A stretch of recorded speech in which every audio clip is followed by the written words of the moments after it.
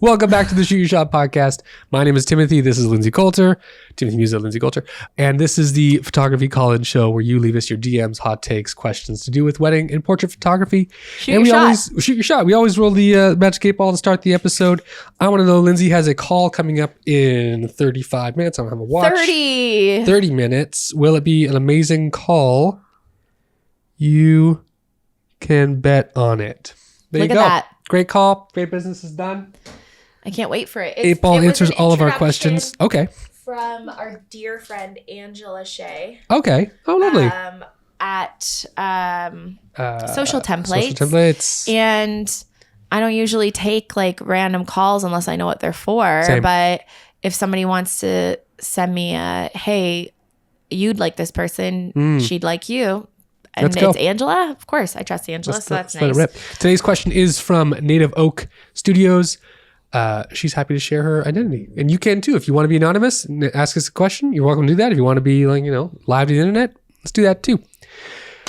Question for the podcast. When you want to expand your business to send out lead photographers instead of yourself to weddings, how do you go about introducing this to clients in a way they will know it is just as good as having you? Good question. Great question. Really good question. We're talking about associates. Personally don't have associates. I have people who I use for seconds. Mm-hmm. I have a business that's very much structured around how I like to photograph and film weddings. Mm-hmm. And I generally don't like managing human beings. Yeah, fair. I'm not great at it. I know it's one of my weaknesses. So I just kind of avoid it because although I'm sure it could make me X amount of dollars on a wedding day, having, 2 or 3 shooters out during on any given Saturday, I know there's a potential headache involved with people being sick, rescheduling, technical issues, whether it comes to their gear not working as well as mine or vice versa. Anything. I feel like I'd be the point person, and it's just something I don't really want to deal with outside of the clients and customers that I book and I shoot with. Lindsay, do you have associate shooters? I have fear. Fear. Fear is holding Tim back. It's okay. It's okay. It's okay. No, I don't currently have any associates, although I have had, I've had you and I've had other people shoot for me for events and for family sessions and things that they're really good clients of mine and I want to keep them as clients of mine. Yes. And I know that by referring them out, they will no longer be a client of mine. Yes. I think it's easier to do when it's commercial photography. I agree. Or event photography. Agreed. A family shoot that you did for me was like a random situation that was a bad year for me personally. I had dealt with the loss of a friend, and the photo shoot that you had to cover for me was like a memorial shoot for a parent that was about to pass. Yeah. So I was like, I'm probably not like in the best emotional state for that. Mm-hmm. With that being said, I would absolutely do this. I would definitely bring on an associate photographer. Listen, there's no such thing as being just as good as having you. There's a reason why that they would cost less. Yeah. Native Oak Studios, you already have a really solid name for a studio photography type setting. Agreed. Lindsay Coulter photography, people are probably expecting Lindsay Coulter, unfortunately. Timothy if I Musa? could go back, Same. I might change that. What would you call it? Oh, I have no idea. Naming a photography business is impossible. You think? It's impossible. You think it's always going to be first name, last name photography? No, I don't. I just think it's really hard. Okay. I just think it's very, very challenging to come up with something that's not really cheesy. Like, Got it.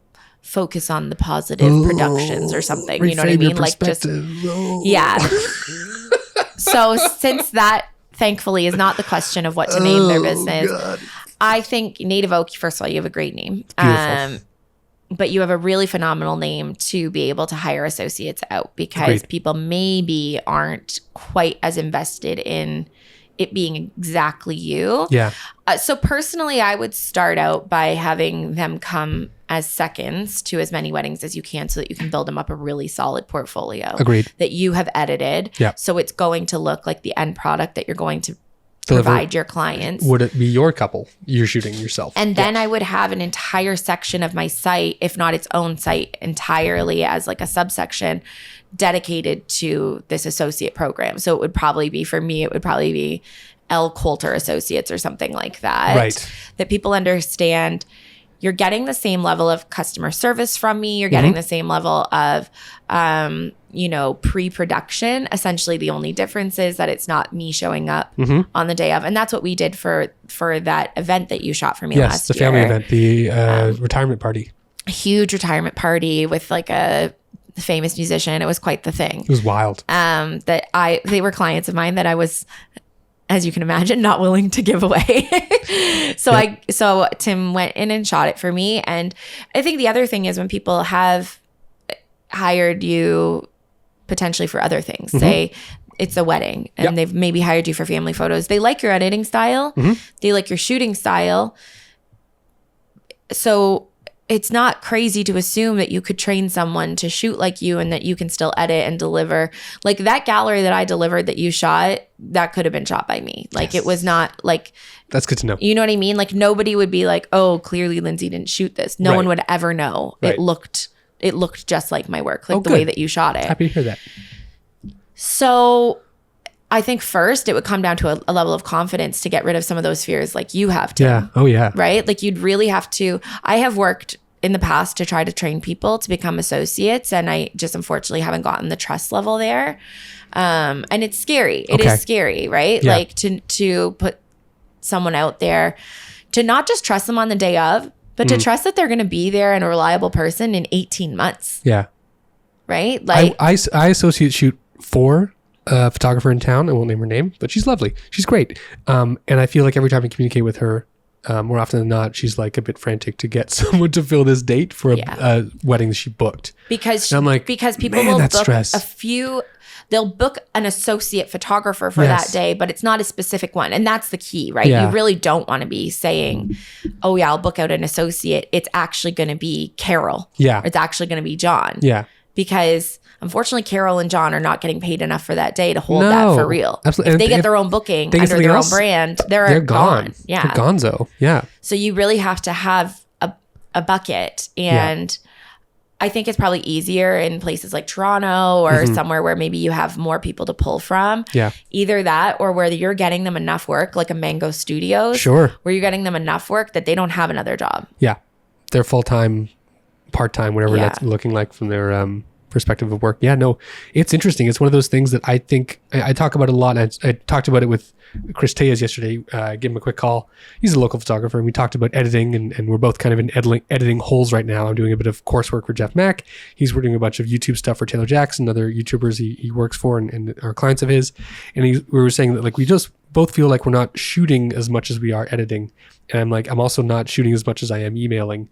And I feel like it's one of those things that I didn't become a photographer to be a professional emailer. And I'm sure whatever industry you're in, whether you're in graphic design, sales, you're emailing a lot more than you are actually doing your job for the most part, because communication is so important in this day and age. Sound like an old person, but but it's important, but it's also overdone. This is the other thing. Agreed. It goes back to our episode that we were talking last week when I said I just wouldn't respond to that email. Yeah. Just because someone emails you, maybe this is an unpopular take, but just because someone emails you doesn't mean that it demands a response. No, but like actually, here's the thing: there are sometimes that I'm like, I didn't ask for that email to be sent to me. So I don't want that. And like, I reject. Let me say, that's a really specific scenario that I actually choose to not respond to an email. But you're gonna get so many freaking emails if you're an associate photographer, because you're getting like 2, 3, 4 times the number of weddings. That's a lot more communication. Like you better have your shit dialed. If you are the photographer, as Native Oak as specified here, who is starting to build an associate business where they hire the photographers, I can only imagine the headache that goes into like, I've never been in a position where I have to schedule people for like a job where it's like, you come in on Tuesday at 6 to 9 and then take a half an hour break. Like that's not something I'd ever want to do. And I feel like that's closer to that realm. Yeah. And you know what? It's interesting because I think, actually, I was just listening to an audiobook. I would not recommend it. I'll give you the Coles notes. 2 stars. It was called Slow Productivity. Okay. Have you read it? Listened to it? Heard it? If you have anybody here, feel free to let us know. Okay. I thought it might be good. Yeah. It has a really nice cover and good reviews, which is shocking to me. So the concept. Tell us how you feel. The concept is, and I appreciate I appreciate the concept. I do think I'll say what one other person that left a review about this book said. Please. This could have been a blog post. And this blog post could have been an email I could not this was respond like, to. it would be a really good podcast episode. So here, I'll just give you the Coles notes. Great. Essentially, the idea of slow productivity is that, you know, in this like capitalism life that we live in, this capitalistic world that we live in, it is easy for us to believe that a business is only profitable, successful, and like productive when it's scaled and when you scale it. And so to those standards, our businesses are not successful because we have not grown them. We have seen potential for further growth and we said, no, thank you. Yeah. And one of the things that this author says is, if you would like to have potentially a more fulfilling life, one that's not just productive for the sake of productivity, where, you know, that age-old sort of idea, you got time to lean, you got time to clean. No, if you have time to lean, perhaps it's giving your brain some breathing room to think about what you could do to grow and make this more fun and more successful. And success is different. It's not always just a metric of dollars. No, it's not always 10xing your sales or your, you know, your return on investment every year. It doesn't have to be that. And to me, my idea of success in my business currently, it has a huge level of freedom and enjoyability associated with it. Long weekends. Long weekends. Cottage. And so for those of you that don't know, I take off all of my long weekends. And one thing that I have considered doing is hiring an associate to also shoot long weekends for me. Because then I would be able to have because I turn away a ton of weddings on long weekends. That's a great way to start, I think, is pick a couple of calendar days in the year and be like, these are the days I'm going to accept an associate shooter. So you have that kind of blocked out in your mind. And I already know that I'm available because I'm taking them off. Yes. So you can help if you need to. You're not double booking yourself in a way that's like hurting your business. Scary. Should something happen, someone gets sick or like gear falls apart or like, you know, something needs to be attended to from your perspective with your hands-on approach, having those days blocked off and saying, okay, Canada Day. I'm not going to work, but I'm going to hire an associate to do the work for me. Which I think could be good. Yeah. But then I was thinking about this while I was just up at the cottage. Okay. And one of the joys that I love about the cottage is that I literally will not, and I mean that quite literally, because I know for a fact I do not have a wedding. I have nothing I'm missing, because I've been taking long weekends off for enough years now that I know that there's no way I just randomly have a Saturday wedding potentially that I'm somehow missing. Yep. It's one of the very rare times in my life that I can let my phone die. Okay. And I will. And I just, like, I'll respond to people 3 days later and be like, oh, crazy. I just... Phone died. Who dis? Like, there are phones all over the cottage. None of us know whose they are because it sounds none like of the us... beach is lined with like phone rocks. Well, because my aunt and uncle's cottage, they're delightful people, and they let... But we've got like 7 people up there, and none of us are on our phones regularly. Amazing. So we're maybe picking up our phone to send a quick text to say, "Hey, can you grab more firewood or whatever?" And then we all lose our phones. So there's literally iPhones scattered around this cottage because none of us are on them all the time. Yeah. So if I hired an associate, I would be working. Yeah. I would no longer be off. Maybe you could hire an associate to manage that day. You have a double associate. I'm no longer making money. No, you might make $200. Yeah, I might. But I think that there is a question of why do we want to scale? Right. And if your reason for wanting to scale is, you know, you do have a lot more work than you like coming in than you can possibly take on. Right. First of all, love this for you. Your marketing funnel is slammed. Good for you.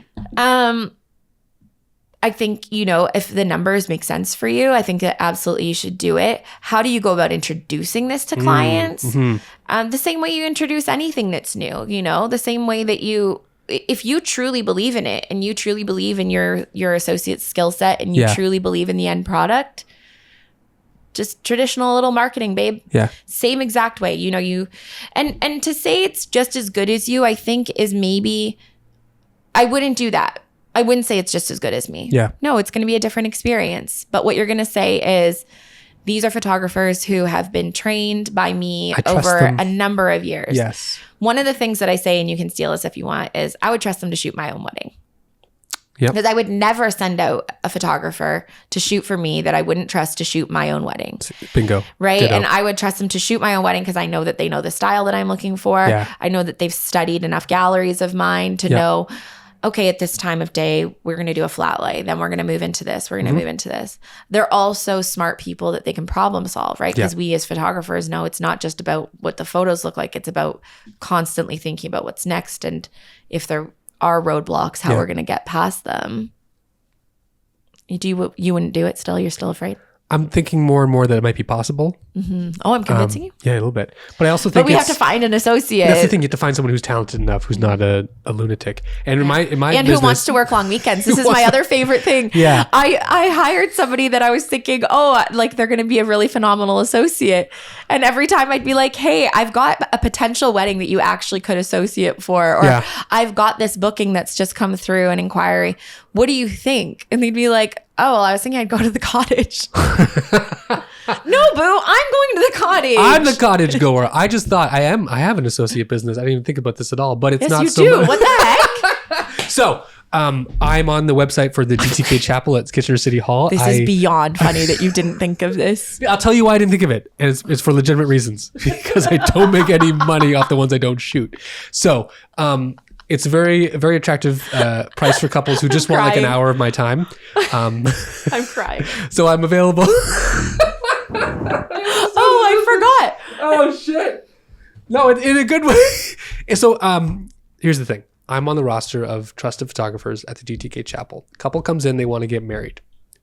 They say, "Hey, we love the chapel. Let's get married here." Jeff, For people who aren't aware, Yes. the DTK Chapel is the City Hall Chapel in Yes. downtown Kitchener. So And it's it's been like upgraded. the City Hall Chapel. It's So if you beautiful, wanted though. a City Hall ceremony, yes, you can go in and you can have a and 1 you hour should. ceremony there. It's gorgeous. They've renovated this space to look like a proper, wedding venue in terms of ceremony, not reception and cocktails. But it's just it's 2 rooms, beautifully adorned, beautiful white chairs, florals, accent wall. It's perfect. It's a beautiful space. It's not your grandfather's chapel chambers wedding at City Hall. So couples book the chapel, and then Jeff the officiant, the one who runs this chapel, offers them an add-on for photography, and then they reach out to me, and if I'm available, I say yes, check the box, let's go. They pay 1 lump fee, and then I invoice the chapel at the end of the month. That's the business. That's how it works. If I'm not available, we were going to set up a thing where I have an associate shooter. I have a couple on standby, basically, who are new photographers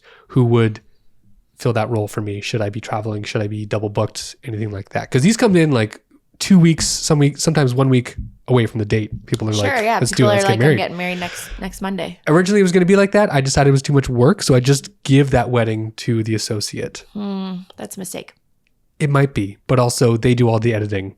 Oh, and I well. still get first pick on all the weddings, which is nice. Right. So it's brought me business that I wouldn't otherwise have had, which is great. And it's brought my associate So it's shooters. more of a referral It's more of a referral, than an associate. but I'm the because point you're of not- contact. Right. Yeah. Oh, first. so you're giving them 100% of the money, but you're but you're Yeah. not continuing the communication, or what? No, it goes all to them. So the beautiful thing about Okay. this, it could be a gateway for you, Native Oak, is that I don't have to do any paperwork. I just get an email maybe once or twice a week updating me on the weddings that are coming up and ones I'm booked for. And then I say yes or no to those. And by saying no, I mean I'm giving it to someone else to shoot for me. Right. So I'd like to workshop this one with you a little Okay. bit here, Tim. I think that there's some flaws in the system. I'd love to hear them. I think that there are some opportunities, I should say, in the Okay. system. And this isn't to say that I think that you should be paying your people less. Like, I think that's nice that they get paid a good amount. But maybe you take away some of the admin tasks and the editing tasks and you just have them shoot. And so they are getting paid less, but they are doing less for such a job. I don't edit. I know, but what I'm saying is maybe you should, Oh, I see. right? Yeah. Then it would be a proper under this brand. You know what to expect. Yeah. Like DTK Chapel is a really challenging place to shoot lighting wise because the windows are all tinted, right? It can be.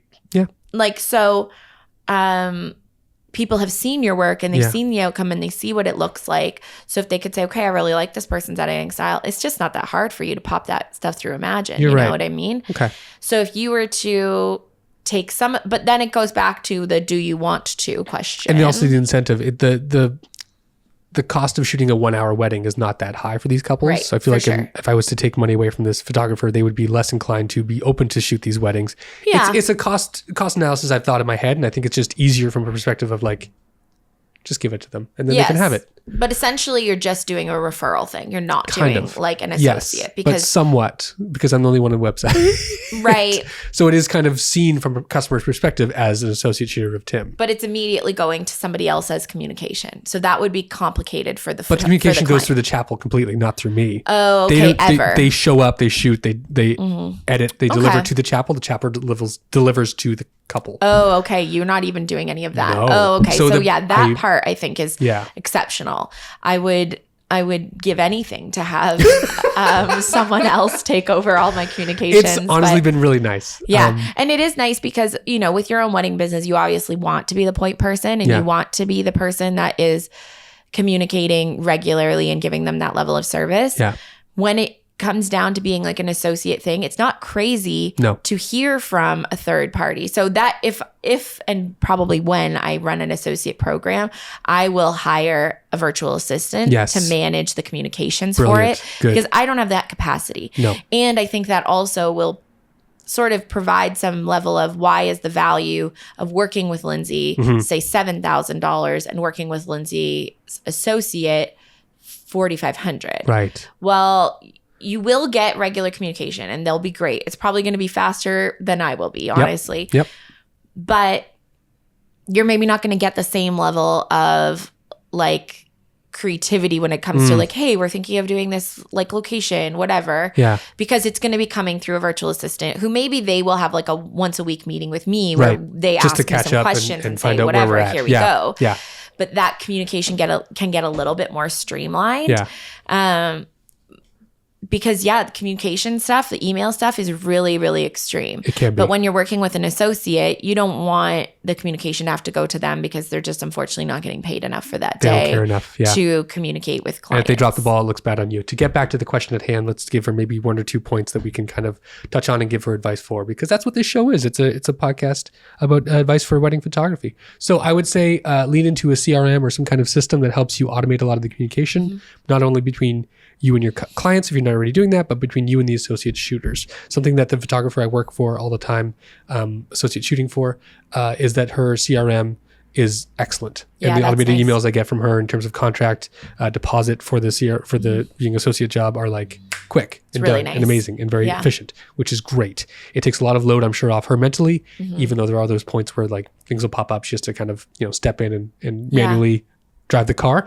The other thing I would say is let your couples know that this is a different kind of experience. It may be your editing style, it may be your approach to things, it may be your joie de vivre, how you taught someone to take photos on a wedding day, but it is different, and it's also allowing you to shoot a lot more and provide a better service for more people over time. I love it. Lindsay, you have to go. Oh my gosh, look at this timing.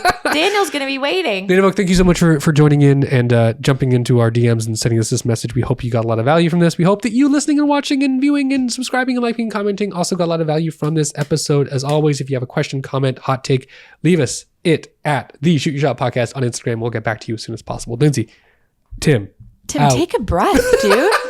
Was that coherent? And let me know in the comments if I you think it was understood any of it. coherent, but like I thought I was You going to have a have call. to like give you You have a CPR call. there. Yeah, You have a no, I call. know. That was incredible. Okay. Short and sweet today, you guys. Thank you so much for tuning in.